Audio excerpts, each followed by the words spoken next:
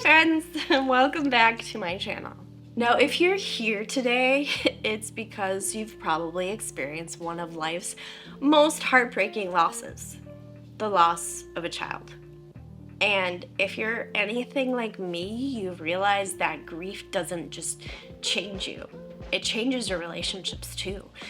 Some relationships get stronger, others get weaker, and some, well, they feel like they've evaporated into thin air.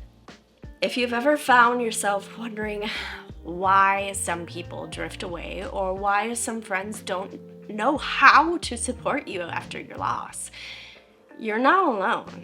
And today I want to talk about how to navigate those changes with grace, honesty, and a whole lot of self-compassion. So let's dive in.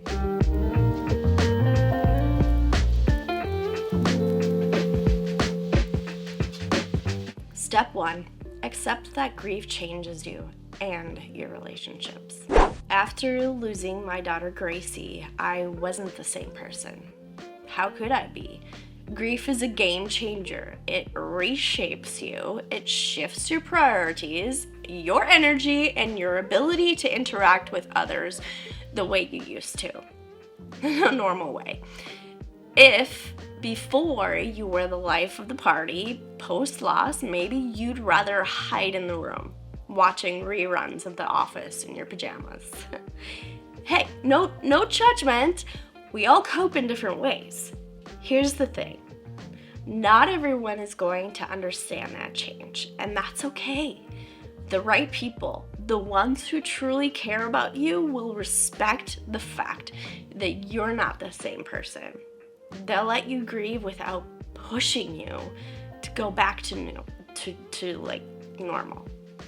Because, spoiler alert, normal is gone. And that's okay too. Step 2, communicate your needs honestly. When you lose a child, your emotional needs are in constant flux. Some days you need space, others you need company. But here's the key, being honest about those needs is crucial. It's like being the manager of your own emotional well-being. If you need someone to sit with you in silence or just bring you a coffee, say it. If you need to vent, let them know. Here's where I learned the hard way. Not everyone is going to get it, but when you tell people what you need, you give them a chance to show up for you the way you need them to. And if they can't, that's a red flag, my friend. Step 3, give yourself permission to let go. Here's where things get tough. Not every relationship will survive child loss. I'm not going to sugarcoat it. Some people will distance themselves because they don't know what to say. Others might minimize your pain because it makes them uncomfortable, which, let's be real, is a them problem, not a you problem. And then there are those who just, well, they vanish. You know, there's this thing that happens when grief shows up at your door. It's like people either show up or show you who they really are. And sometimes you've got to let go of relationships that no longer serve your healing. It's not selfish. It's necessary. Protect your heart and surround yourself with people who are ready to walk this road with you. Step 4, find safe spaces to share your grief. Grief can feel incredibly isolating, but here's the good news, if there is any, you don't have to carry it alone. Whether it's a grief support group, a trusted friend, a counselor, or even an online community like where I found mine on Instagram. Find a safe space where you can be heard and seen. I know firsthand how important it is to have people who will listen without judgment. People who will let you cry and share your pain without trying to fix it. Now, if you don't have that space yet, I want you to know that you are always welcome here in this community. We've got you.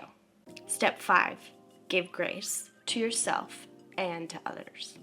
Here's the thing about grief. It's messy. Not everyone is going to say the right thing. Some people will try to help, but might get it completely wrong. I've had my fair share of awkward encounters.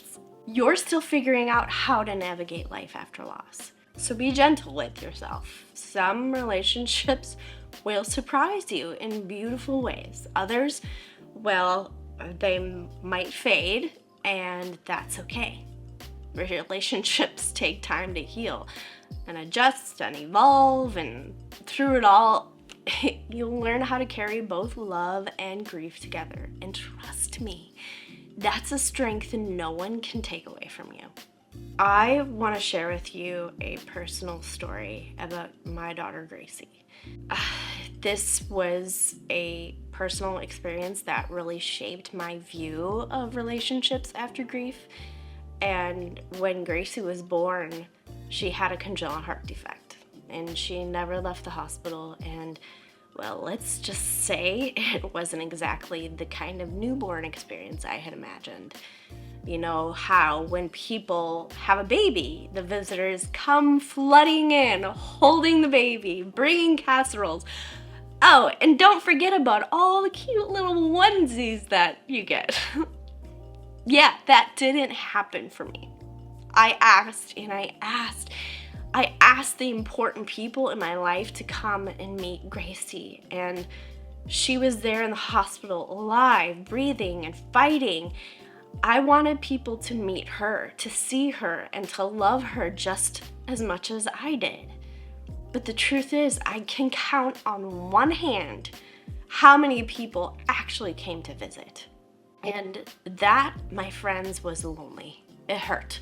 And looking back, some of those people who didn't show up, let's just say we don't talk anymore. It's not that I hate them, but it became clear that our relationship wasn't going to survive this kind of grief.